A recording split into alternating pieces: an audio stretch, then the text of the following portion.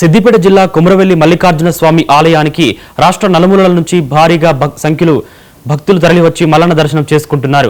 ఇక్కడికి వస్తున్న భక్తులకు తాగునీరు, టాయిలెట్ల వంటి కనీస సౌకర్యాలు లేకపోవడం భక్తులకు శాపంగా మారింది. దేవాలయ పరిసరాల్లో గ్రామ పంచాయతీ మిషన్ భగీరథ నల్లాలు ఏర్పాటు చేసినప్పటికీ పనిచేయడం లేదు. దాంతో భక్తులు బోనాలు, వంట చేసుకునేందుకు తాగునీటికి దుకాణాల్లో 50 నుంచి 100 రూపాయల వరకు ఖర్చు చేసి కొనుగోలు చేయాల్సి వస్తోందని పలువురు భక్తులు ఆరోపించారు. ఆలయ అధికారులు స్పందించి మల్లన్న జాతరకు వచ్చే భక్తులకు తాగునీటి సమస్యలు లేకుండా చూడాలని భక్తులు కోరుతున్నారు.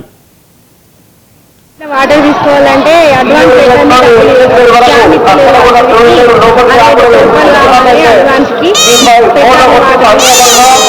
మాది పెద్దపల్లి. వాటర్ సౌకర్యం లేదు.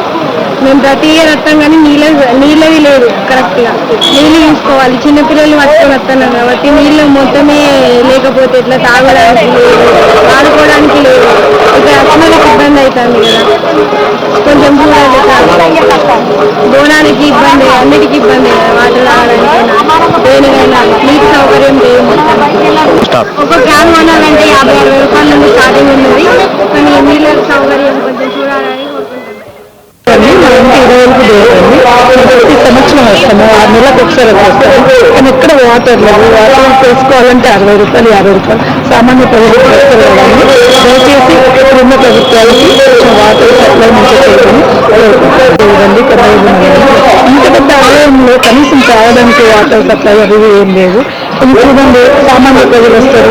ఇక్కడ వంటలు చేస్తున్న వాళ్ళు బయట ఎక్కడైనా పెట్టాలి. ఇప్పుడున్న ప్రభుత్వాలు కొంచెం దయచేసి ఇప్పుడున్న ప్రభుత్వాలు కొంచెం అన్ని డెవలప్ చేయండి.